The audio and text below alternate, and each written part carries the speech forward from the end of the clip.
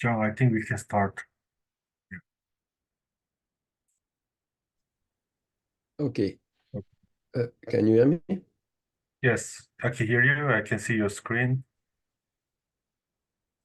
Okay. So we'll restart this session on photonic quantum computing, and the next session will be dedicated to practical hands-on session, and we will in particular um, go through Perceval, which is a framework that we have developed at Candela to program photonic quantum circuits. So today I will be today I will be going through a reminder of the different points that have been presented before the end of the year break, and I will just summarize uh, the main concept that you need to understand to be able to implement an algorithm on photonic quantum computer. So I will go through the physics, I will go through the optics and the maths, but very quickly it will just be a reminder, one main slide with some comments on the different topics. Then I will be talking about what is a QPU and how do we encode qubits on the photonic quantum computer, which is a very important and critical notion to understand before doing the very first program on Perceval. Then I will go to a presentation of Perceval. Then we will end this session with a preparation of the next session. So the next session will be interactive. I will invite you to create an account on the notebook, and we will be going collaboratively through notebooks, and we will go through different notebooks with different agendas, and I will invite you to test yourself and to connect to a real QPU that you have online on the cloud and to efficient simulators working on GPU. So we will give you access to all of this, but for that I will need you to create some accounts, and I will explain you that at the end of the session. So let us start with the remaining part. So what is important for this session is first that you, for the sixth session that will be coming, that you have hands-on knowledge on Python and Python 3, because we will be programming, and that you are mastering the concept that we exposed at the first six session and that are summarized in the following slides. It's very important. So I know that some of them are a bit boring, are a bit theoretical, but it's important that you understand how it works. Otherwise, there is no way you can implement something that is useful. So first, the physics. So we saw that, and we had a presentation on the physics on photonics. So we are using the light, and you are using the photon, which is the quantum of light. So we know that the light is an electromagnetic wave described by the Maxwell equations, and this has been known for quite a long time. What's the visible light is a very small range between 700 and 400 and 700 nanometers wavelength. On our side, we're working with photons that are in the near infrared at 940 nanometers. So it's still part of what we describe as the light, but non-visible. So we are working with single photons. We are not working with laser. We are not working with current light. We are working with single photon, which is the quantum of light. There is nothing you cannot break down single photon to something smaller. So it has been proven for almost 1 century now. That's the quantum of light is a photon, so it's a particle-like entity, and with remarkable behavior, behaving both as a particle and as a wave. So we do know that the energy of a single photon is given by the formula that you have here with h, which is the Planck constant, c, the speed of light. And what is important to keep in mind is that for a single photon for the visible light, the energy of a single photon is around 1 attojoule. 1 attojoule is 10 to the power of minus 18 joule. So this order of magnitude is tiny. So when you light up some LED on your cell phone, or if you switch on some bulb at home, we are talking about watts. And that means that we have something like 10 power 18 difference between the energy that is produced by a single LED and the energy that we have in a single photon. So we are manipulating some particle with almost no energy at all, which makes the challenge very complicated. And we will see that one of the challenges is first to be able to generate this single photon with almost no energy at all. Another challenge is to detect this particle, and the last challenge, and the most important, is not to lose that particle, because a single photon can be absorbed by almost anything. And this is a real challenge that we have, is to maintain this quantum state, not losing it. And another property that is very important to understand and to keep in mind, whatever we do, is that the single photon will only interfere with another single photon that is exactly at the same position, wavelength, polarization. So all the degree of freedom of a photon should be identical for the two photons to interfere. So concerning the position, so we are talking about wavelength about photons that are about 5 centimeters wide. So you know that in quantum particles are bound to the Heidelberg incertitude principle, which means that you cannot know exactly the position and the speed simultaneously. So we are talking about particles that have a wave packet that is 12 picoseconds, 12 to 40 picoseconds, and that are 5 centimeters long. So it looks a lot, 5 centimeters, but when one particle goes at the speed of light, to be able to arrive at the same time on the same component, it means that we need to have a ultra precise synchronization between the particles so that they can interfere together. Otherwise, they simply don't meet when we send them, for instance, on a beam splitter, and they don't meet, so they cannot interfere if they don't meet. So it's as simple as it is.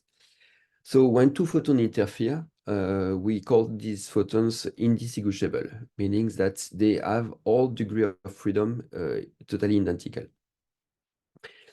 And the breakthrough that made Candela at the forefront of this technology is that Candela has a unique technology allowing to generate single photons, and that's we called quantum dots. So you had a session on quantum dots with Professor Snella before the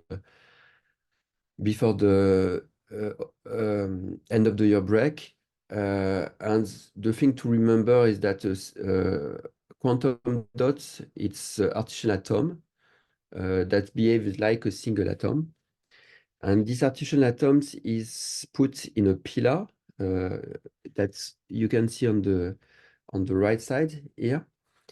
And every time that we excite the quantum dot with a laser, it will emit a single and indistinguishable photons stream. So we can have a sequence of identical photon 80 million times per second, or even more than that if we want. And the challenge is to collect these photons. So we build this pillar around the atom dots, the quantum dots, and then we will glue. So this is built on a chip, very small photonic chip, which is a semiconductor. We can tune the photonic cavity to be exactly in resonance with the laser wavelength that we'll be sending, and it behaves as a diode. And we will be gluing some fiber at the top of the cavity just to be able to collect every single photons. So if we go through the optics that we need to know and remember about, so feel free to interrupt if you have any questions. So we won't go again through these different topic later. So it's the last chance to get any question. I cannot see the chat, so if there is any question in the chat, please Doyun, let me know. I will. For the optic side, so we need to, so it's another reminder of what we have exposed before. The particle of light, the photon, we have different properties. So first, the speed of the single photon depends on the refractive index of the material it goes through. So the speed in the vacuum of the light, so it's like laser, it's like normal light, is as its maximum. But if you go through, if you send light through glass, it is going slower.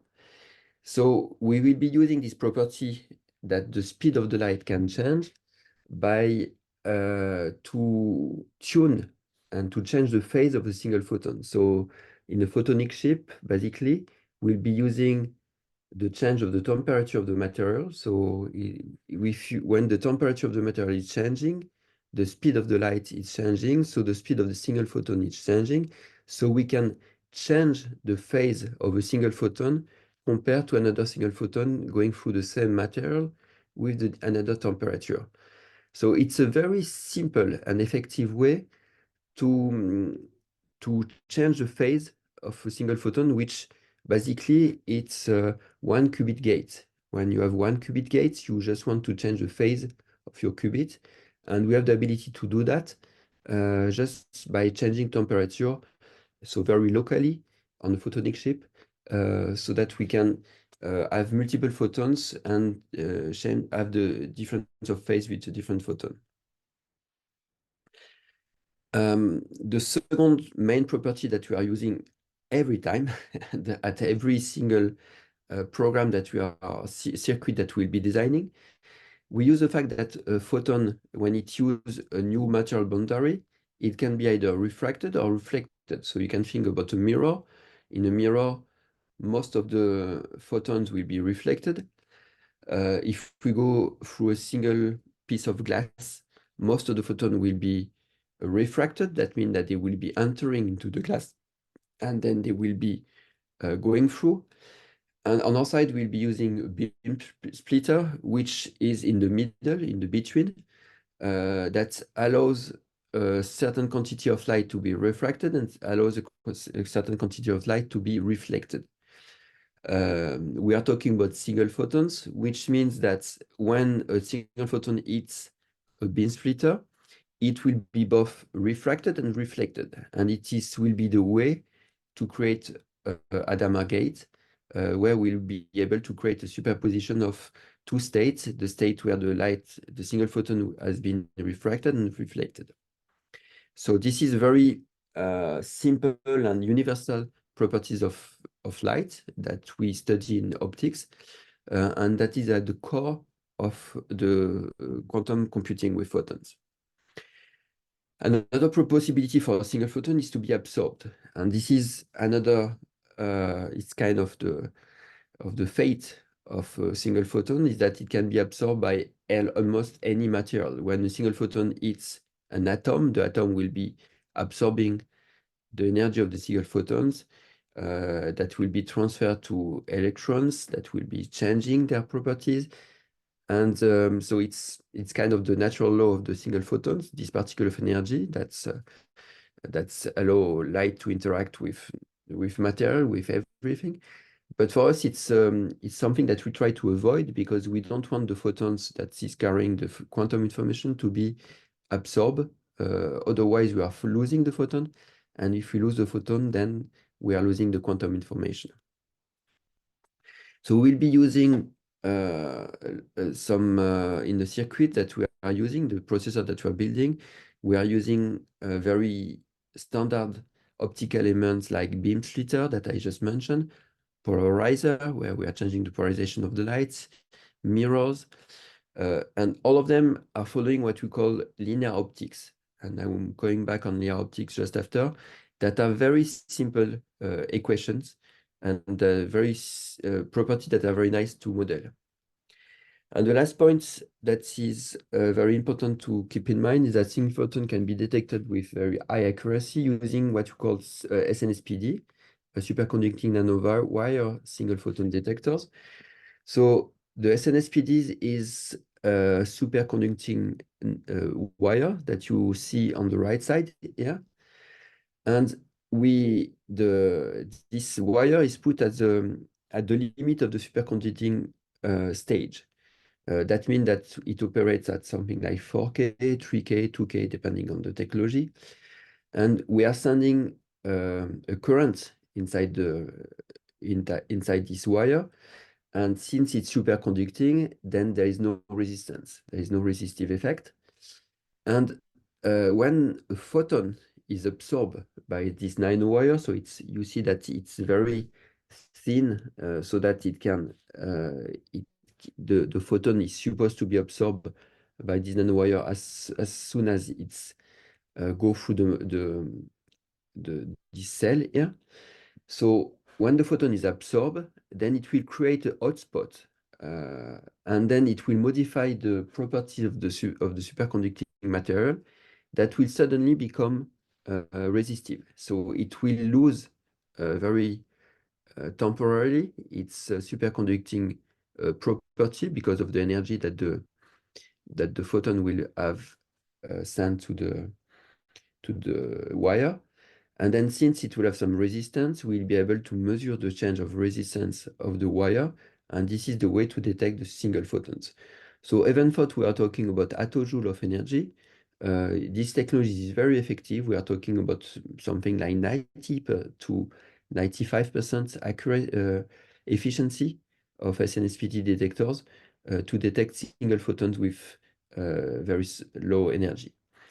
And then so we have this resistive barrier that is created, and then progressively, after something like 20 picosecond, 20 nanosecond, the superconductivity is recovered, and then the detector is ready for detecting another photon.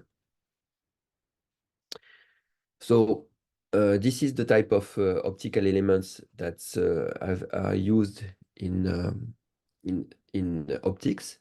So generally it's on optical tables here, and they are screwed to the tables, so you have the path of light that can be traced. So this is what you call free space components. This is a beam splitter. This is a mirror. This is wave plate that we'll be talking about a bit later. So this is the type of component that we see on free space. What you are using is photonic chip. So basically it's integration of this component, but directly on the semiconductor material. So or semiconductor or glass. So this one is glass, the one on the left side. So we are using engraved path on the glass material to make a photonic chip, or it can be a standard semiconductor on silicon nitride material. So this is another one. So we don't see exactly the size here, but we can see the fiber that are coming in on the left side, going out on the right side. And the actual path of the light is very small. In fact, the chip is that big because we of all the electronics, of the control electronics of the chip. And this one is the bigger one, where here we have 12 fiber going in, 12 fiber going out. And here you can see the electronic control that is taking most of the place. And the chip itself is something like 5 millimeter at the center of this photonic chip. So I mentioned about linear optics. And this is really if you have one thing to remember, is that linear optics is the operation that will be applying to the single photons when we'll be manipulating them. And we can summarize them to only two components, which is very convenient. We can make any linear optic circuit with a beam splitter and a phase shifter. So the beam splitter is a two-wire, what you call two-mode operator, which has a very simple unitary matrix where we have the R, which is the reflexivity, T, which is the transmission, and you have different phase here. So here you have you can compute the state of the photons, phase of the photon at the output, EC and ED, applying this unitary matrix on the two wire here, which contain also some particle of light with their phase. And in fact, you can, any two-mode unitary, we can prove that, and it's very easy. We can prove that any two-mode unitary is a beam splitter. So it's something that is very common that we are using at the core to implement any multi-mode gate. The second one that we were using is the one that I mentioned at the very beginning, which is the phase shifter, where the point is to change the phase of a photon. So we can represent that here by this component. So it's applying here on EA, and it's modifying, producing EC. And the formula between the two is simply we are multiplying EA by EI which is the change of phase of the input photon to get the output photon. So here I have two modes, but in the second mode, you see that it's just identity. So there is nothing happening on this mode. I'm just applying a phase shifter on this mode. And these two single components, and this is really the core, and we'll be manipulating that a lot in the session. These two single components are making what you call interferometers, is that we combine them. And if we combine them in a certain way, like the one that I show here, it makes what we call a universal interferometer, which means that any transformation that you want to apply on the input mode can be implemented with a universal interferometer just by selecting. So you see the small blue box that we have here. By selecting the right value for the blue box, so this blue box are phase shifters, and by correctly implementing the right phase on this component, we can implement any single unitary transformation on the input mode that produce the output mode. So it's very simple, and the only programmable component that we have in that chip is the phase shifter, in fact. So the beam splitter will stay constant. It is what we see here with this small crossing plus the line. And the phase shifter is the only one that we can program, that we can adapt. But just adapting the phase shifter value make us able to implement any circuit that we want, any transformation that we want. So last, the mathematics on the photonic is quite simple. In fact, we are manipulating what we call the Fock state. A Fock state is something a bit different than the Hilbert state. Hilbert state, you have 1, 0, 0, 1 that you are used to when you are using quantum gate-based framework. So here we have the same formalism with brackets, but N0, N1 represent the number of photons that will be in each mode.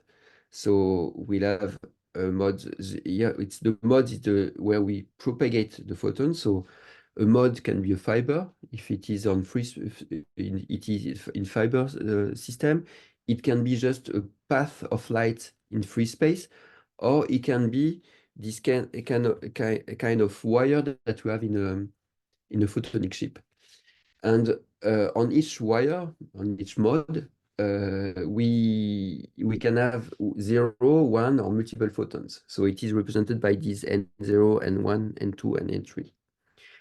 And the quantum state itself is the sum of the different basic Fock states, for instance, 0, 0, 0, 1, plus probability amplitude of this Fock state, which is a complex number. And then you will have the full state itself, which will be, for instance, 1, 1, 0, 0, 0, plus 0, 1, 0, 0, plus 0, 0, 1, 0, plus 0, 0, 0, 1, plus with the correct coefficient to make that normalize. So you need to, you know that the sum of the square of the alpha I must be normalized. So it's very simple, and it's the type of state that we are manipulating. And in Perceval, it is the thing that we are doing all the time. The Fock space size is very big, in fact. So what is interesting is that we can, so I won't go into the mathematics of that, but basically, if you have 1 photon and 4 modes, you see that you have 4 possible place to put your photons. So this one is easy. But if you have 2 photons in 4 modes, then you can put the 2 photons in different modes. So for instance, N0 and 1, or you can put the 2 photons in the same mode. For instance, you can put the 2 photons in N0. So we have a formula here that describes the number of states that you can generate with only n photons. And what is interesting to note is that if you are taking n photon and 2n modes, so it's something that we are doing in almost all the circuits that we are doing, the Fock space size is order of magnitude is 4 power n. And this is interesting to keep in mind because when you are using the gate base, the Hilbert space size is 2 power n. So this minor difference between 2 power n and 4 power n shows that the size of the space that you are manipulating, quantum space that you are manipulating, is exponentially bigger than the size of the space that you are using when you are doing Hilbert space. And some of the algorithms that we'll be implementing are using the fact that we are using this huge space. And if we want to understand and to have a formula to calculate what is the probability amplitude of a given output state given input state, in fact, it goes down to one single formula, which is called the permanent. And we need to compute the permanent of the corresponding unitary. So you take the unitary matrix of your circuit, and then we need to compute the permanent of this unitary. So the permanent is at the same time very simple and super complicated. So I give you an example of the permanent of 3-3 matrix here. So you have a matrix, 3-3 matrix with 9 parameters. And if I want to compute the permanent of this matrix, then what I need to do is that I need to find all the permutation of the column of this matrix, and then compute the diagonal of the matrix, the sum of the product of the diagonal. So for this matrix, so we are doing this multiplication. Here it's one permutation that apply to my matrix. I'm doing this multiplication, and so on. So if I want to do that on my 3-3 unitary, then we have 17 operations that we need to make. So floating operation here. And I can make some optimization. So it's by hand, we see that if we factorize the A in the first block here, then we have only 14 operations that we can make here. And there is an algorithm that is well known. So for instance, the algorithm that's called the Riser algorithm that shows that we can compute the permanent of unitary in 2n operations, number of operations. So it's exponential, the number of operations you need to do to make this computation. So you keep that in mind, even if we are not talking about quantum, even if we are just talking about what type of operation quantum processor is able to do. So quantum processor, it cannot do any floating arithmetic operation. So it's very hard to add, for instance, two numbers with a quantum processor. It's possible, but it's very hard. It's not something native. And the only thing that the quantum processor will do is sampling task, and I will just explain that later. And this sampling task is boiling down to calculation of the permanent of the unitary. And just remember every time that this is a very super costly operation. So I give you some order of magnitude to understand that.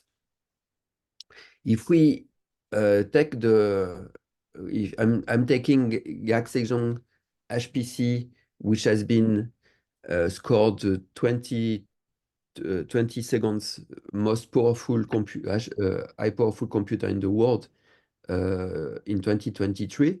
So I'm taking the super big quantum computer. So it's a current one here. And I'm trying to understand what can I do? How can I simulate? For instance, if I just want to have 1,000 sample for on n photons and doing permanent of that. So if I'm doing n for is 4, so if I have only 4 photons, then it will take only 64 operation. It will take milliseconds. On your laptop, it will take milliseconds or microseconds on HPC. It will take milliseconds on QPU. So, okay, we don't care. It's not very interesting to use a QPU for that. But what is interesting is that when we increase the number of photons that we are manipulating, and as soon as we go to something like 20 photons, then it doesn't work anymore on the high performance laptop. You won't be able to simulate and to get high rates with more than 20 photons on your local computer with simulation. And with 30 photons, we are arriving at the limit of HPC. At 48 photons, the HPC is already taking a lot of time just to get to simulate 1,000 samples. And with 80 photons, then it's not usable anymore. We are talking about 95 years just to get sampling of 1,000 samples of a system with 80 photons. So here we are hitting a hard limit. So it's not possible to simulate with HPC what a quantum computer, floating quantum computer is doing.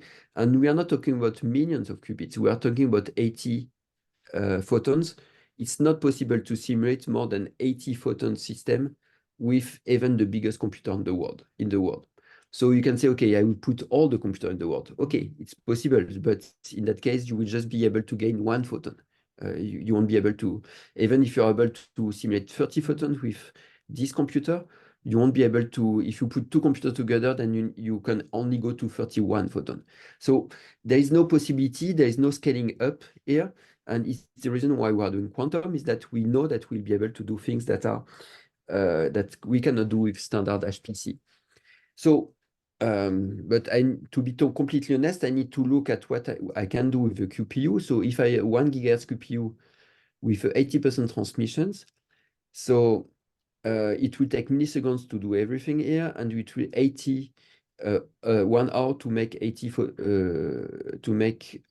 photon simulation, not simulation, execution, because we will be on the QPU. And we see that the important parameters here is the transmission of the system, and I will come back on that.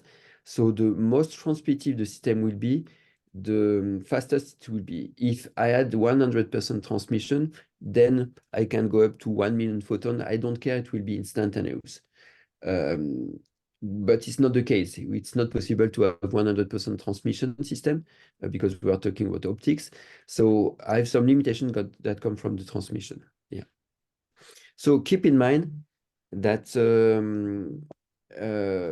it's very the operation that we are always doing with a photonic quantum computer is very simple formulation, permanent. Okay, I can do that. I can program that in 2 minutes on my computer, but it's super complex because it's the combinatory that is behind the permanent makes that even the biggest computer in the world won't be able to simulate more than 100 photons. And again, it's not a question of, okay, maybe in 10 years it will be faster. Maybe, but even if we are able to simulate 100 photons in 10 years, we won't be able to simulate 101 photons. It's just that we are talking about different scale of performance here. So now I need to talk because I mentioned about the percent of transmission. So if I had an ideal system, ideal QPU, everything will be instantaneous. I can go up to 1 million photons. So the thing is that the systems are not ideal. So we are working with real hardware. We are working with systems that have this limitation, that the physics limitation.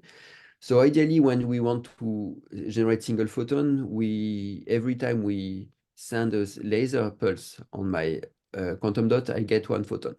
Perfect. So ideal world.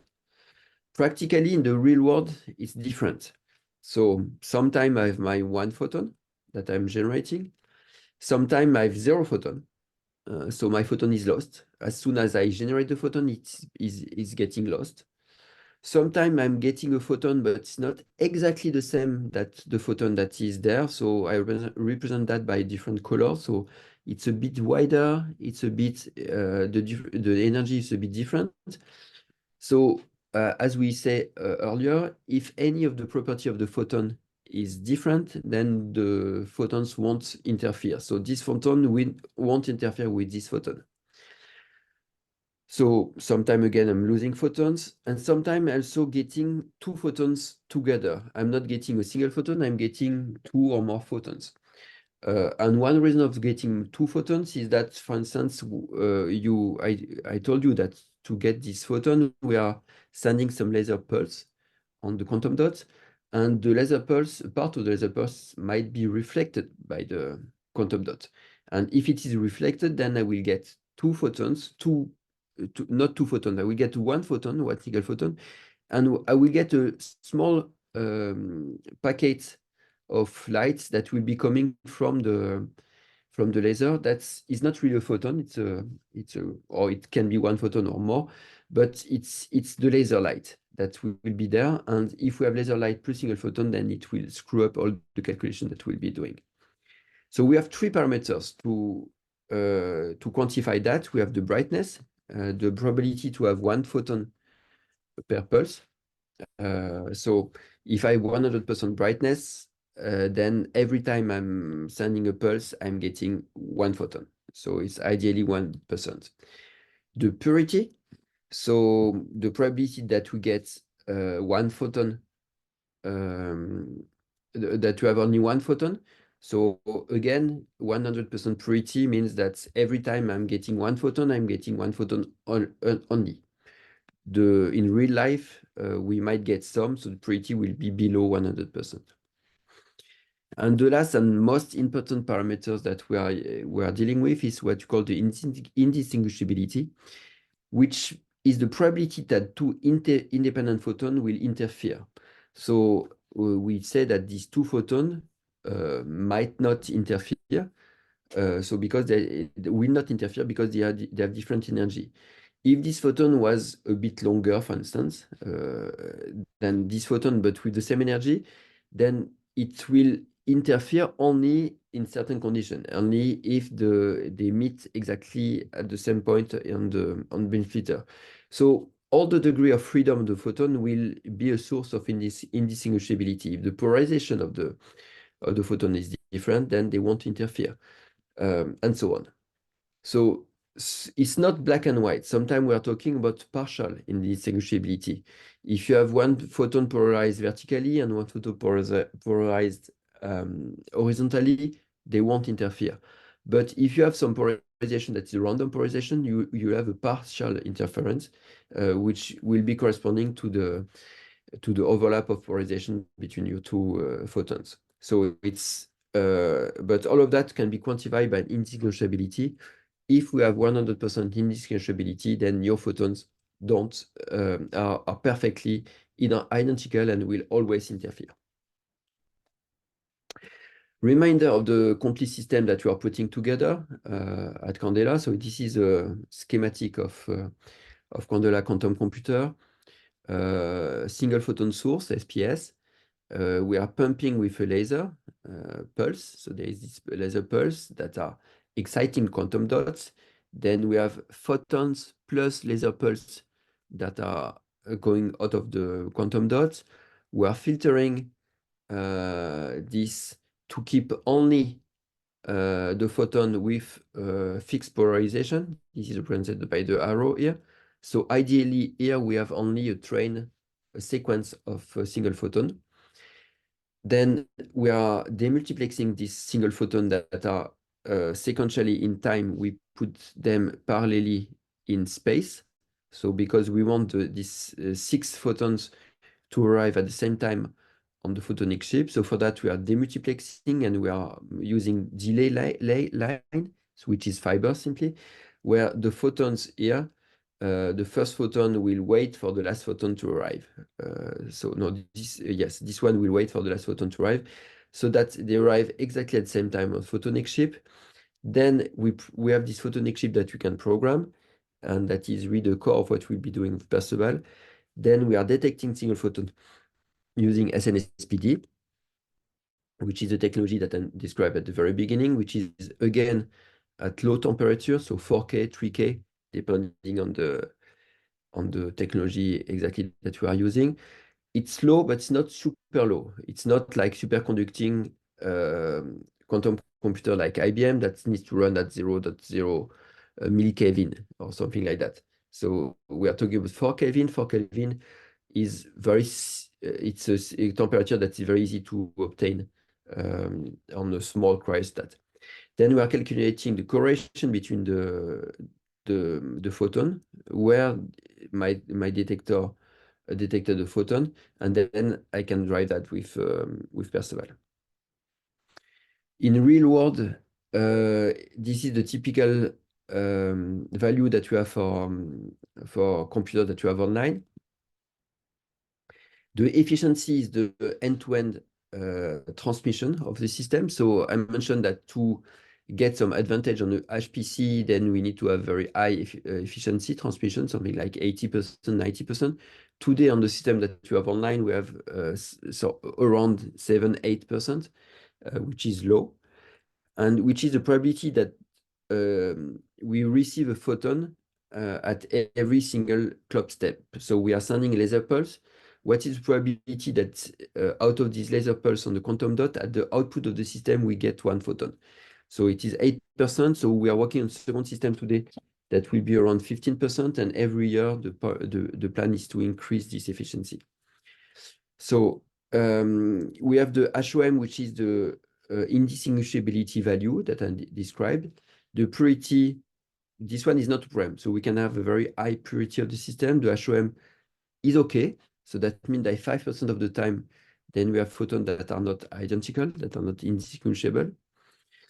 And then some parameter to keep in mind is what we call the coincidence rate. Coincidence rate is, this is considering that you have 1 photon. So if you have 1 photon, you have 7% of chance that this photon is collected at the end of the system. What if you have 2 photons, 3 photons together? So because at the end, we want to make computation with multiple photons. So we can obtain the value of the coincidence rate. What is the number of 2 photons that will be arriving at my SNSPDs together?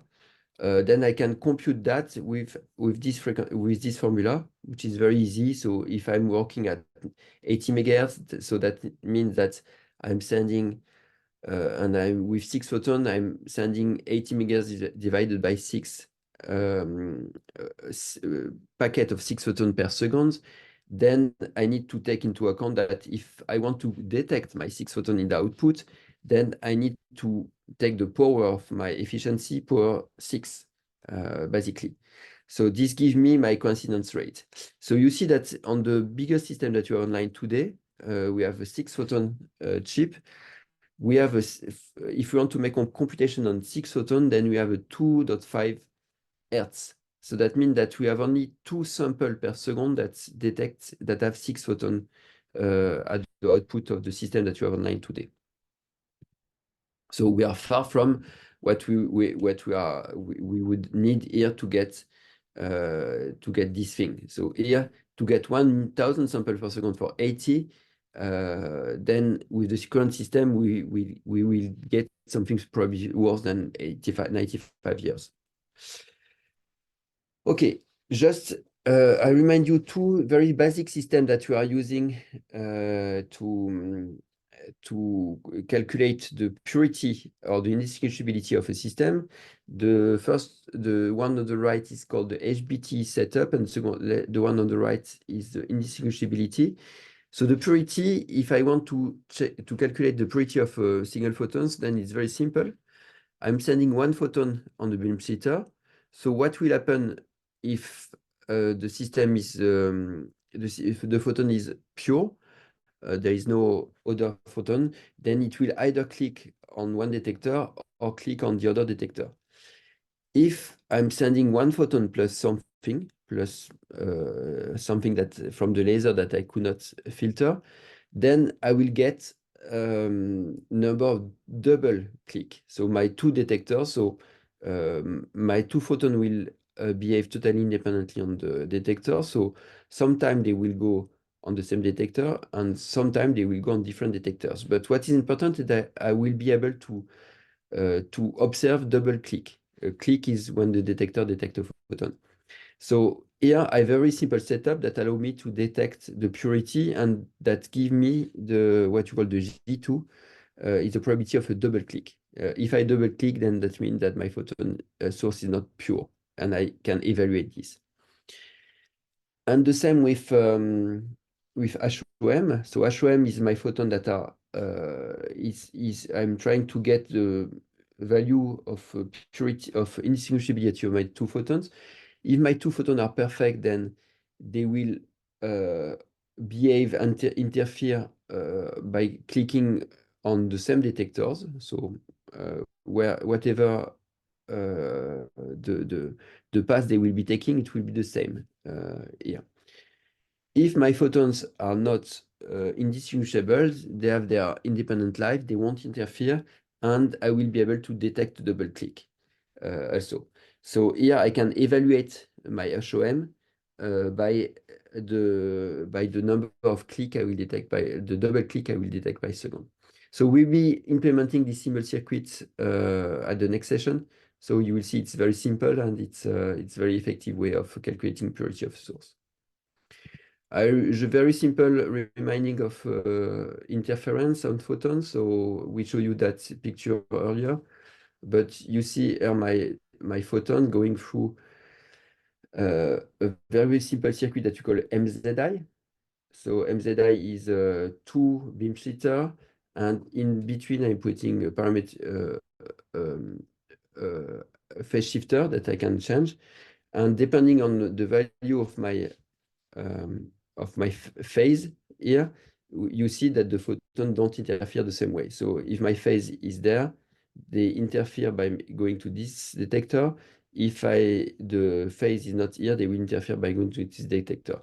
So this is what you call a Mach-Zehnder interferometer, where we can change the path of the light on single photons and the way they interfere just by changing the value of the phase that is internally. And the second is what I was mentioning. So here we have just showing a superposition of light. When you are sending 1 single photon in 2 detectors, in a beam splitter that goes to 2 detectors, then you have a probability that it goes up or right, which means the probability that it gets reflected and the probability that it gets transmitted. So it's a superposed state of light going both detected or reflected or transmitted. I'm done with the first reminders. I will go through now, going to the QPU. So what is a QPU and how we can encode qubits on a QPU? So we showed you that, so you know that quantum computer is a collection of qubits. We initialize the qubits with some values. Then we apply some operation of the different qubits, either simultaneously or sequentially. On a photonic quantum computer, we are doing the operation simultaneously because light is instantaneous. On a gate-based quantum computer, we are doing the operation sequentially. So, and at the end of the day, the idea is to build some complex entangled states that we can call a complex state vector, and that we measured, we sample, that give us a measurement, a projection of the complex states, and then we do that and do that again. So very simple thing to remember, quantum computing is not doing any computation per se, it's just doing some sampling. The only thing we can get out of the computer is the fact that when you make 1000 measurements, it will give you some distribution of possible output states, and then you get some information in that output state. To make a quantum computer, you need to have a scalable physical system with well-characterized qubits. So for us, the physical system is a photonic chip where we'll be sending flying qubits, the photons, and they are well characterized if we define an encoding. So it's mentioned that we need to talk what is the encoding, and I will come back to that just after. We need to have the ability to initialize the state of the qubits. So to say, okay, it's a value 0 or 1 at the beginning. So again, it depends on coding, and I will show what it means for photons. We need to have long decoherence time. There is no decoherence for photons, so we don't care. We need to have universal set of quantum gates. So there is multiple scheme for photonic. One of them is called KLM, and we'll make some example of that at the next session, where we'll be implementing some CNOT gates. But it depends actually again on the encoding. If you are using another type of coding, then we can use other type of gates. And we need to have the ability to do measurement on the quantum state at the end. So again, we are using SNSPD, which is the core technology that detects a single photon. And something to know is that there is two types of SNSPD. One is called threshold detector. Threshold detector means that it detects if there is one or more photons. So if you have two photons on the wire, for some detectors, it will just say, okay, it clicks. It won't tell you how many photons there were. They will only tell you there was one photon. It is what you call threshold detectors. And there is photon number resolving detector, PNR, that will tell you how many photons there are on the mode.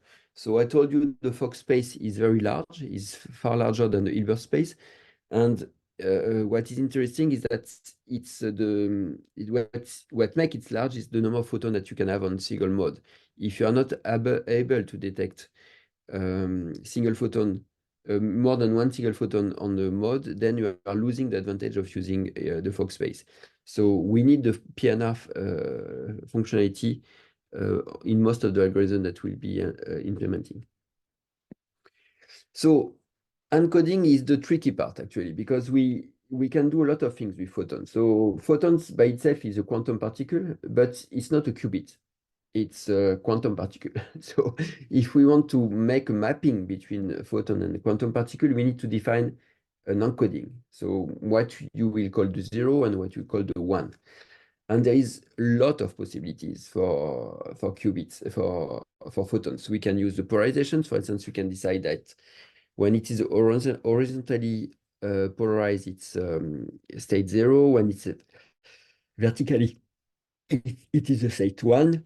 You can use the time as the way to use your encoding. So each photon comes in pair in time. And if it is before, then it's 0. If it is after, it's 1. and you can use the time encoding, which is super comfortable, in fact, because you don't need to have a lot of modes. You need to have one mode per photons, but it's very sensible to loss, so we are not using that most of the time. You can use a lot of different other encoding. Space is one of them, and space is you'll be using multiple modes for each photons. So, for instance, there is what you call the dual rail encoding, where you are using two modes for each to encode a qubit. And we decide that if the photon is on the upper mode, it's 0. If it's on the lower mode, it's 1. So this is the definition of my qubit. Is totally arbitrary, but I can define whatever I want. And I can make a circuit where I take this convention.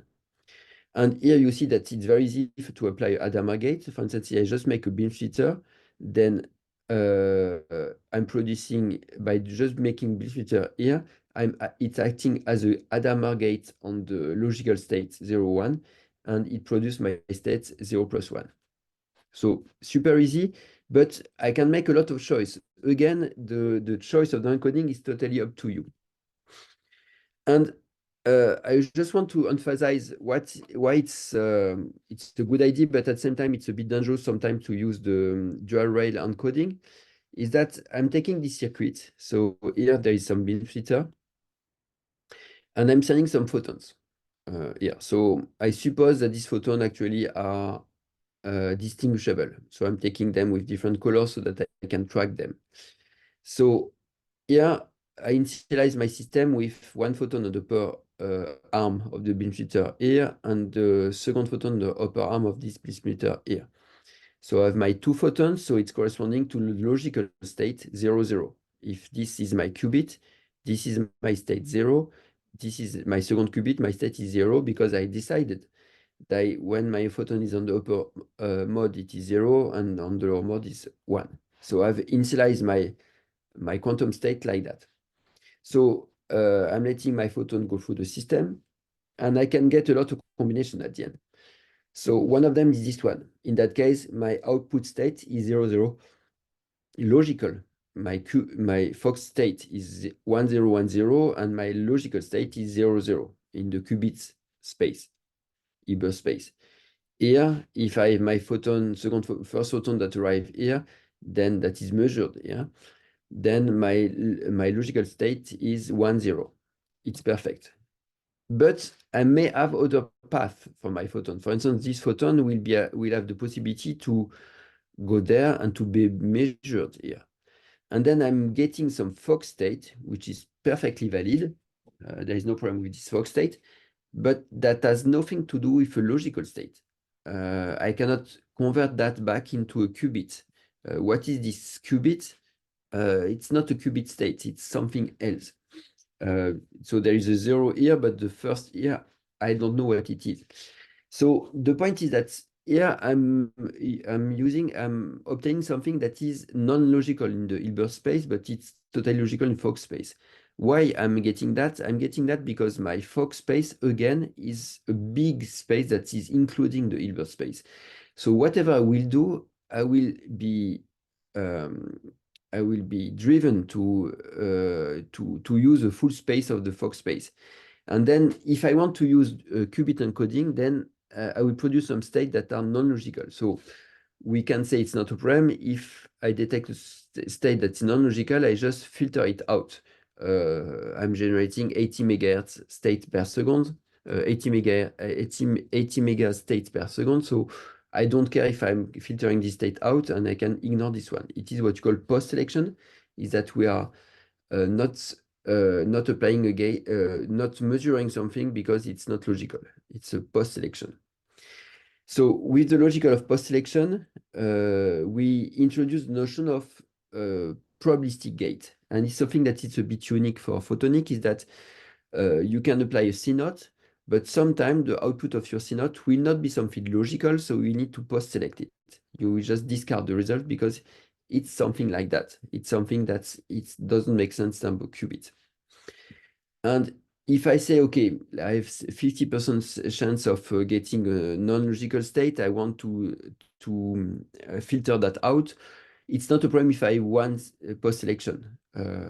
But if I have 50 gates, and each of them have a probability of being logical of 50%, then my probability is 50 of my ultimate probability of the 50 gates together to be logical if 1/2 at the power of 50. And 1/2 power of 50 is tiny. So this encoding scheme is very convenient, it's very easy, but you cannot really apply logical operation with a large scale. So there is a scalability issue, and you need to know that the best known success probability of CNOT gate is 1/9 today. So 1/9 for 50 is close to almost never. So, but it's not something that is we are bound to. We can use other type of encoding. So for instance, I'm using one photon in 4 modes, and I'm deciding that my photon is my encoding is this one. The first mode is the state 0, 0. The second is 0, 1, 1, 0, 1, 1. So it's my definition of encoding. It's my definition. It's my choice. So one photon 4 modes, and then you see that if I'm just swapping these 2 modes, and swapping with photonic is super easy because it's if you are using fiber, it's just you are swapping your fibers. If you are using integrated photonics, then you are just putting a very simple MZI here that will just make sure that every photon is being transmitted either way. And this circuit, which is very simple, is actually a deterministic CNOT circuit. So that means that I can make without any probability, every time I will be sending one photon, I will be getting one logical state here, and that is a deterministic CNOT. So this is something to keep in mind, and we'll be exploring that possibility with practically. So if you say, okay, I'm just sticking with the dual array encoding, then you have probabilistic CNOT. The only thing you can do is probabilistic CNOT. If you want to use your modes a bit differently, for instance, if you have 3 photons in 12 modes, it's close to what we are calling QDIT. You are using different type of encodings. Then you can mix deterministic and probabilistic CNOT, and then you will get a very different type of coincidence rate if we reduce the number of post-selection that we need to make. So encoding is not given. It's something that is up to the developers of quantum algorithm. And small comment is that most of the time we don't care about qubits, because when you do some variational algorithm, when you do some quantum machine learning, you don't care if you have qubits or not. You just care that you have quantum states. So what you are looking at most of the time is photonic native algorithm. And we have proven that the boson sampling, which is just the calculation of permanent, is already a hard problem for classical computer. So most of the time we won't try to use qubits, we'll try to use photons. And you just use this property of light that's a bit different than gate base. I'm skipping this slide, and I'm just starting my Perceval introduction. If you have any question on the background, it's the moment. And then I will now talk about the Perceval itself, the software that we'll be using to implement circuits and to make make algorithm. So first, what is Perceval? So I made some automatic translation, so my quotation might not be the good, but Perceval actually is the name of the youngest of the King Arthur knights. So you know that the Arthur legend, which is a very old legend that is in the European mythology, where we have the knights of the Arthur king that are looking for the Grail. Grail is something a bit mystical, and they are spending their life to look for the Grail. And Perceval is actually the only knight that's find the Grail, but it's a bit of mishappening because he find the Grail, but he don't know that it's the Grail, so he leaves, and then he is not able to come back and to find it again. But when when he finds the Grail is described as a super bright source of light. And so I don't know if it is so this is what Chrétien de Troyes, who is the author, who wrote that in 12th century of this legend, right? He says that when the Grail arrive in the room, it is so bright that the candles of the light of the candle is simply disappearing, like you don't see the moon on the star when the sun is rising. So it is really this idea that the Grail was this super bright source of light. So we decided that it was a good name for Candela framework, which is producing a source of light that are super bright too. So this is for his history. Practically, Perceval is a framework, open source framework that has been released in 2022. I'm the one who wrote the initial version of the framework, and this framework is for discrete variable photonic quantum computing. So we are not talking about continuous variable photonic quantum computing, the type of photonic quantum computing that Xanadu is doing. We are only doing about discrete variables, single photons. And it's meant to do three things. It's meant to do simulation of a quantum circuit, design of algorithm, and experimentation. Experimentation on QPU, experimentation of simulators. So there's been a lot of release of Perceval since the initial release in 2022. Almost every other month there is a release. So each release is named after some part of the legend of Perceval. And so we have released this summer some release that is called Avalon Island. So what is interesting and what you need to look at when you are using Perceval is to look at the version that you are using, so you know what are the features available, and I will show you where you can find that. So you have the full documentation of the Perceval, which is online, so perceval.candela.net. I will be sharing the slide deck, so you will be able to go through that and have all the material.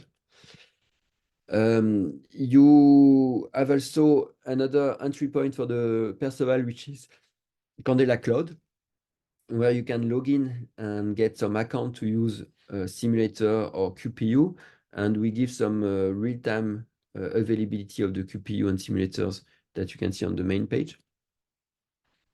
Today at Candela, we have different backend, what you call backend. So either some QPU, Askela, that has been released more than 1 year ago now.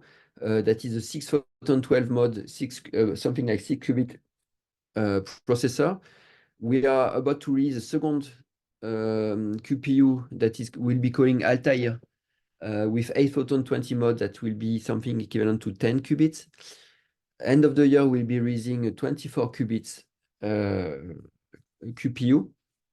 And then we'll move to something else. So I won't go into detail of that, but the next generation of quantum computer will be very interesting. They will be using spin of the quantum dots that will allow us to go to kind of unlimited number of qubits and corrected qubits. At the same time, we have also a simulator, which is a GPU boosted simulator. So it's not free. It's only for pay access, but we'll give you free access to this simulator. And you can simulate up to 72 qubits today, perfect qubits. So it's quite interesting, and you can go make some very interesting algorithm with this backend. Perceval is also available on GitHub, and so there is quite a lot of activity there. And we have something like 20 contributors from Candela, but also from everywhere in the world that joined that. And I'm jumping into Perceval, so I will the way to import Perceval so it's a Python framework, so it's a package, so it will be installed using pip, and the way to install that to use that is importing Perceval as PCVL. So we are using PCVL, and I will encourage you to use that. So PCVL is a short namespace shortcut and actually it reads like Perceval, peaceful, peaceful. So it's very interesting to keep that. So it's a convention. You can take whatever you want, but we like in every notebook that we're producing, we are using Perceval, PCVL as the name of the framework. You can get the help on the framework online. There is a link with the documentation, and I encourage you to read the documentation. There is a lot of documentation. We have a team that is making a lot of notebooks. So please go through that. There is some package in my algorithm, in my Perceval sub package. This one, most of the time it's not important to know them, because we'll be using most of the objects that we'll be using will be in the main namespace. But it's interesting to have them in mind, because if you want to look at the source code, then you can find the source code. For instance, you will be using today state vector. State vector, they are in utils, and then you will be getting to statevector.py. So if you want to get some idea on how it is implemented, or to get some extra help, it's interesting to know about the package through that. Then you have the version. So on my side, you can see that I'm not using the latest version. I'm using the 0.9 version, but you have to look at this link online, where you can see all the different versions. So today, the last version, major version, is 0.10.0 Avalon Island, and there has been 2 bug fix or small improvement that has been done as to 0.10.1 and 0.10.2.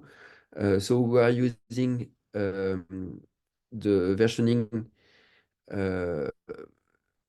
as a major version is the 1, and the minor version is the second number, and the last number is the build for bug fix, for instance. We are still at 0. The major version is still 0, and probably in a few months we'll be moving Perceval to 1 dot something version. And on this page, you have also all the documentation of what has been made. For instance, in the last version, we introduce different algorithm. For instance, we introduce tomography algorithm, and the tomography is the ability to make this type of analysis on the quantum state. And there is a notebook. So every time we are making measure feature, there is a notebook that shows how it is implemented. So again, go through the documentation.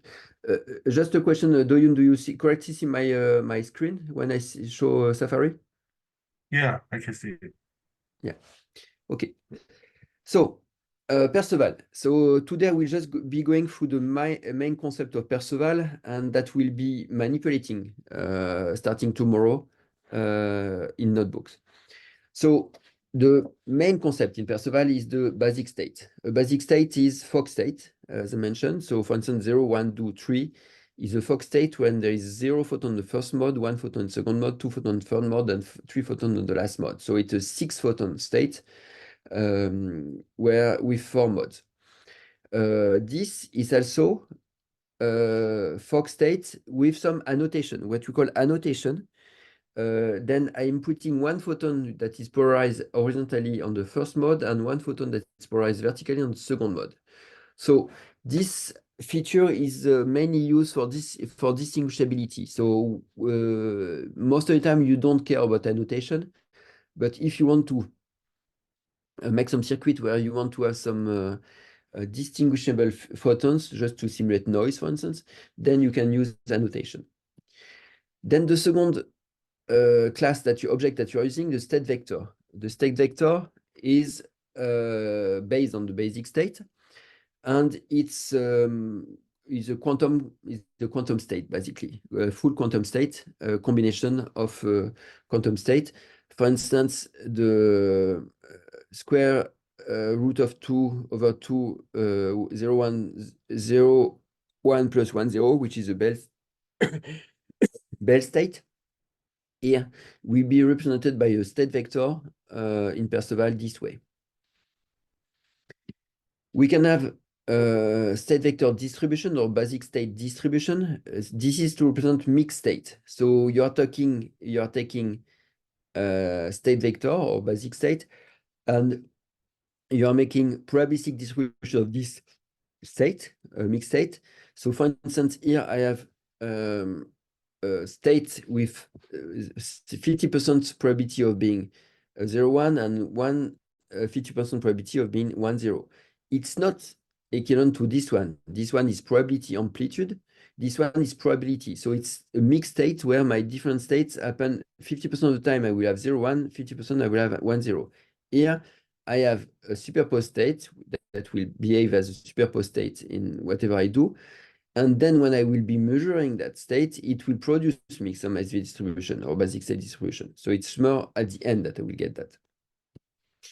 And you have a last class that is basic state samples, that is just listing measurement of a basic state or state vector. You take a state vector and you make 1,000 shots, 1,000 sample. Then you get a BS samples, because when you make a measurement, it's necessarily a basic state. It cannot be any more state vector. And it's the output of your quantum algorithm. It's something like that. So it's a sequential sequence of basic state. This. Something to keep in mind is that you just, when you will be going through the slide, look at the bold state, bold class. All the bold class as the one that you need to know. The one that are not bold are the one that are produce the output of some operation, so you don't really need to build them manually. They will be built automatically. And feel free to check online help in your IDE. So here I'm using PyCharm. When I'm using PyCharm, I have automatic completion of when I'm writing some code. And you can see that I have some description of my class, my object, that is produced from the code. So we put a lot of online help in the code. So use IDE that is able to look at the online help. It will help you to make better code and to go faster in development. So some example, if I want to, here I'm building a basic state. So I'm building that from a string here, but I can build that also from a list. So my basic state of 0, 1, which is a Fock state 0, 1, I'm displaying the number of photons I have in the first mode and the number of photons I have in the second mode. It's 0, 1, 0 and 1. Here I'm displaying the number of photons I have in my state. So the number of photons will always be .n. The number of modes will always be .m. So it works for all the objects in Perceval. .n is the number of photons, .m is the number of modes. So I have 1 photon, 2 modes. It is the state 0, 1, and I can convert my state to simply a list of photons each mode. I can make some operation on my basic state. For instance, here I'm multiplying, so it's the tensor product of 2 basic states. So if I'm taking 0, 1 times 2, 3, I'm building the state 0, 1, 2, 3, which is corresponding to this state. 0 photon in first mode, 1 photon in second mode, and so on. I can make some, so it's a tensor product, but it's expressed as a power of, if I want to multiply 0, 1 per 0, 1, it's make this state. I can make some annotation. So for instance, here I'm using the basic state with horizontal polarization and vertical polarization on the first mode and second mode. So it's building this state of light. I can ask the same way how many photons there is in my first mode 1, how many photons in second mode 1, and what is the Fock state corresponding Fock state when I'm clearing the annotation, it's the state 1, 1. So this is indeed 1, 1 plus 2 annotations. Then I can go to state vector. I can build state vector. So if I'm adding to basic state, it's building some Fock state, some state vector. Here, 0, 1 plus 1, 0 makes 0, 1 plus 1, 0 with some normalization factor here. 0, 1 minus 2, 3, it's making this state. So beware, so there is a self-normalization that's applying here. So here, why do I have one square root of 2 over 2 plus square root of 2 over 2? Because my state vector needs to be normalized. I need to have, so you are taking the this square, this is it's 1 over 2 plus square of this 1 over 2. So my sum of the square of my parameters is correctly is 1. And it's the same here. The square of 5 over 5 is 1/5 is 1/5 plus 4/5, that makes 1. So you see that you don't need to care about normalizing your quantum state. It's automatically normalized as soon as you are making operation on it. You can make some sampling on the state vector. For instance, here I'm building a Bell pair 0, 1 plus 1, 0.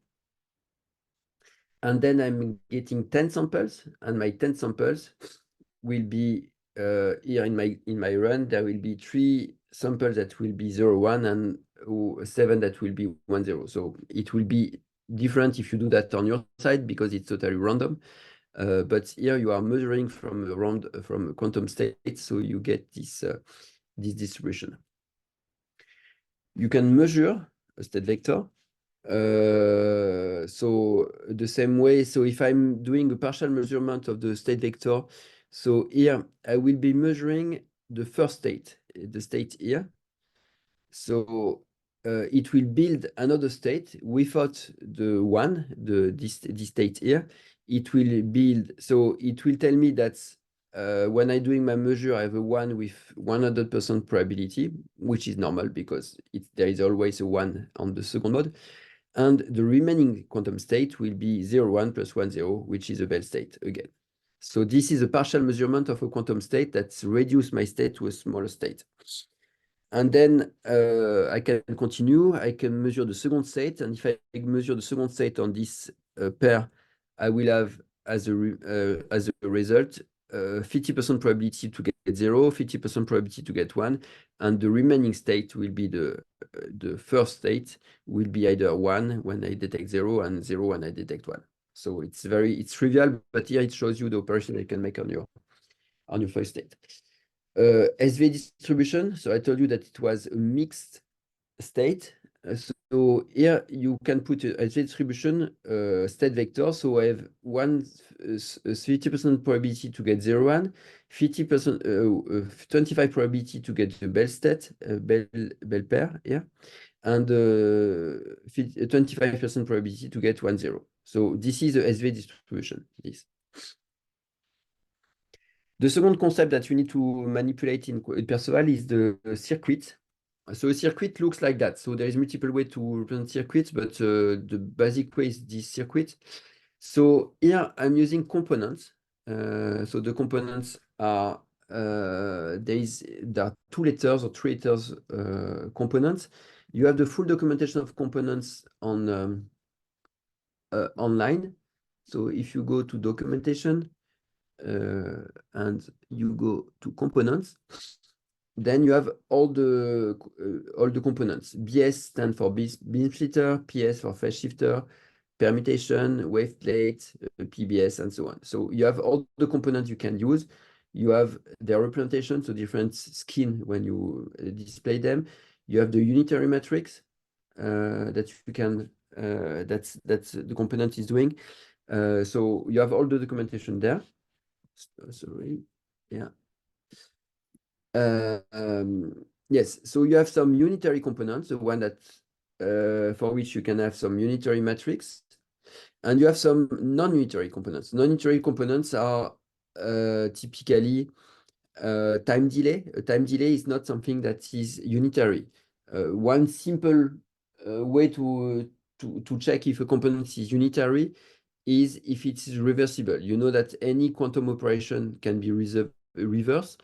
A time delay cannot be reversed. You cannot untime. You cannot undelay some photons. Yeah, once it has been delayed, it has been delayed. The LC is lost channel. When you have lost a photon, you cannot recover it. So this one has non-unitary, you can use them in your circuit, or unitary, it's these components. Most of the time, we'll be using beam splitter and phase shifter only. So here I'm showing how I can make some very simple circuit. So I'm building, this one is a circuit, it's a beam splitter.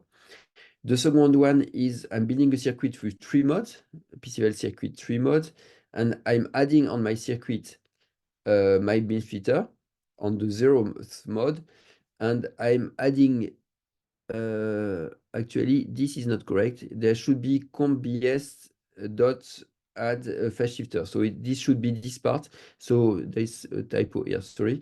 So here I've been adding no, I've been adding phase shifter here, yes, plus a beam shifter that is missing, a phase shifter that is missing. And I'm adding it again on the first mode with this line and that display here. And then I can compute, I can display my circuit, and we'll be doing that a lot. And I can compute my unitary matrix of my circuit, which is there, which is directly obtained by from the circuit.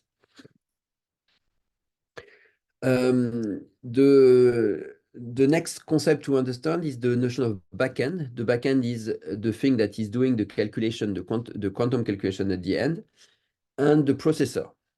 So we are providing different backends that is on the box so that they are used for multiple usage. Most of the time we'll be using Clifford and Clifford, and I will explain why in the next session. But you have also some perfect simulator, so strong simulator available. You have some approximate simulator, matrix product state simulator that is available that you can use if you want to make some larger circuits with some approximation in there. So backend is either hardware or specific simulation algorithm. So it can be Haskella, which is a QPU, or it can be the GPU simulator. A processor is putting a backend and putting all the logic around. So we are putting the source, we are putting the quantum state initialization, we are putting a backend, we are putting the encoding through ports, and we are putting Herald. I will show you what is an Herald. And the processor can be either local, if you want to do some local simulation, or remote if you want to run that on the QPU. So an example is, for instance, these 2 lines that you can run out of Perceval directly is we are taking the CNOT from the catalog of components that we have in Perceval, and we are taking the processor of the CNOT, and we are displaying that. So you see that you have some circuit here. This is the circuit, and you have something a bit new. The 0 state here at what's called Herald. That means that this is mode that you are using, but where you are never sending any photons. So it is called Herald. So we are sending 0 photon here, and we keep the states at the output. So we make a post selection only if there is a 0 photon in that mode, in this output mode. So this needs to be read as I'm sending 0 photon here, and I'm keeping the complete state if I'm 0 photon here. So it's quite intuitive. So it's making the post selection directly inside the system. And then I'm defining that I have some port here, some logical port. So that means that I will be able to encode some logical state directly on these 2 modes. So it's a CNOT gate. So this is my control port, this is my data port. And I can say that I initialize my state with logical state 1, 0. 1 means that I'm sending 1 photon here, 0 that I'm sending 1 photon here. And then in output, I have 2 ports too. So this is really the very high level view of a quantum processor with initialization of quantum states. Here, you have all the logic that is integrated. It is the processor. So Herald, as I mentioned, and logical ports that you have inside. And the rest is kind of normal circuit. Another big notion of Perceval is that we are using all the time is if you want to display anything, just use the PCL P display, P for pretty display. of an object. So you can display a fog state, you can display distribution, you can display a circuit, P display, and this will show nicely with something like that. And depending on where you are, if you are on a Jupyter notebook, it will display as a SVG. If you are on IDE, it will display as using Matplotlib. If you are in a text terminal, it will use LaTeX text display. And if you are using, if you want to have some LaTeX output to make an article using Perceval, then you have some way to generate some LaTeX code. So very easy and very, very simple to integrate. And something to know is that you can, most of the time, you can work either symbolically or numerically. So numerically is, of course, the default and the fastest way. But sometimes you want to display not some numbers, but you want to display some real matrix. So this is a symbolic unitary matrix where you are using formula and not numbers. So if you want to get the exact unitary matrix for understanding, then use symbolic. If you just want to make some computation, then use numeric. So to install Perceval, we're almost at the end. To install Perceval, you need to create an account on, you can create an account on Conda Cloud and you will get access to notebooks there. So it's free. And it's very easy it's already configured. So every time we make a release, so there is nothing to do, everything is installed. You have access to documentation, notebooks, and of course to backends. You can use any notebooks you are used to, for instance, Google Colab notebooks. But for that, you need to install manually the library. So it's easy, but you need to have a Google account and it depends on what you are used to. If you like to work locally, you can, but you need to install manually with pip, Perceval Candela. You have the full control of the operation, but sometimes you will have some problem because you have some conflict between libraries, you have some hardware issue, whatever. So whatever we do for the next session, I will recommend to what we'll be doing is that we will be give you access to this. So this is a Jupyter notebook environment online. So create your own account, John Doe at gmail.com. So the first time you connect, you put the password. There is nothing to do, my password. And you will get access to this notebook environment. So we keep that up for 1 month for all the session of the training. And you will be getting access to this environment. And it is what we'll be using tomorrow, starting tomorrow. So it's easy, it's free, and you will be able to get your environment and everything together for the rest of the training.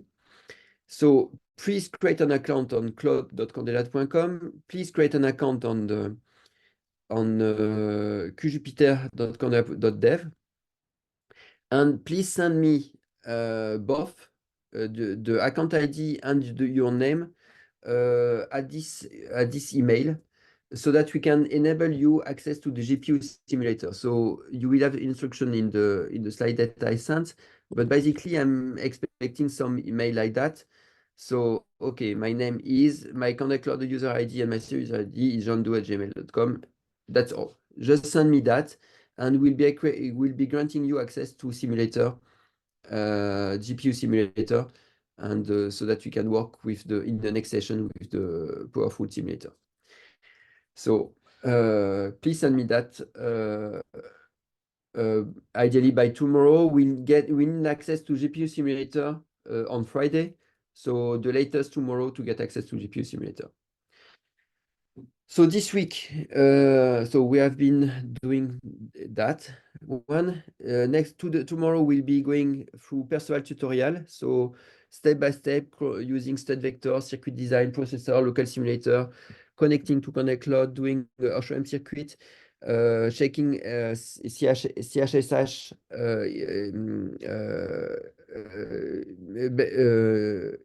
Bain inequality violation. So we'll be doing some very basic circuit, but so that you get used on how to use Perceval and get all the concept. It's very easy. It's just a question of doing it one. Then on Friday, we'll start doing GPU simulation. We'll be doing implementation of the permanent, so that we can have an idea of complexity of boson sampling. We'll be comparing boson sampling and backends, perfect backends, real backend, GPU. We'll be converting logical gates from Qiskit to Perceval, and we'll be looking at hybrid encoding that we'll be doing. And the next session, the next week, so it will be, I think in 3 weeks, there will be 3 new sessions, one with variation algorithm, one with the quantum toolbox of Candela. And the last one is that we'll be showing how we can solve end-to-end problem on Perceval on the cloud. And if you survive through this full cycle, then you will get certification on Candela first level. So I know it's quite long. It will have been in total 12 sessions. But you will be able to basically do everything you want, simple algorithm on Candela, on Perceval, run that on the cloud. There is a second cycle of training, so maybe we'll do that next year. I don't know, it will be something that we need to be discussing. That is doing advanced algorithm, that is doing what you call MBQC, measurement-based quantum computing with photons. But this is a second level of certification. I give you some links if you want to work a bit before the next session. So you can look at these notebooks. And I encourage you just to have a look. And thank you very much for attending today. And I will be ending my presentation at this here. Okay, thank you, Jia. Let me just wrap up and highlight the point. I can share the slide that you shared, right? Yes, please. 네, 제가 오늘 그 CPU님이 강의하신 강의 서류는 자료는 제가 큐센터 통해서 공유를 드릴 거고요. 밑에 말씀하신 것처럼 주피터랑 판들라 클라우드에 어카운트 만드셔서 아까 그 슬라이드 덱에 있을 그 메일 주소로 보내주셔야지 저희가 GPU 쪽에 액세스할 수 있게 권한을 드릴 수 있으니까 내일하고 이제 모레하고 이제 강의 이제 원활한 실습 진행을 위해서 어카운트 생성하시고 이렇게 해주시면 감사하겠습니다. 준비해 주시면 감사하겠습니다. 네, 오늘 참석해 주신 분들 감사드립니다. Okay, let's finish it. Thank you very Is much. there any question on this? 혹시 질문 있으신가요? Anybody has questions?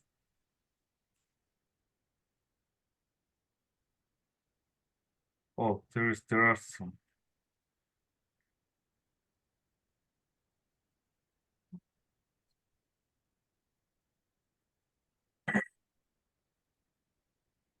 So yes, definitely. So today we have only linear optics component in the system because we want to map with what we are doing as a QPU.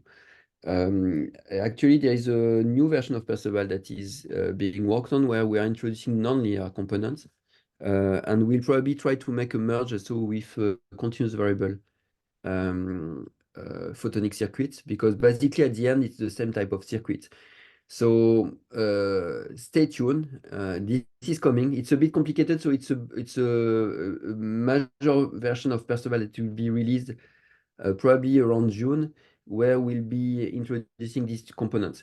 The thing is that technically they won't have any QPU implementation. So the first goal of Perceval is to program the QPU we have, and we won't have any QPU that is using non-linear components soon, but it might come in the next year. So it's the reason why we'll introduce that in Perceval this year. But you are totally right.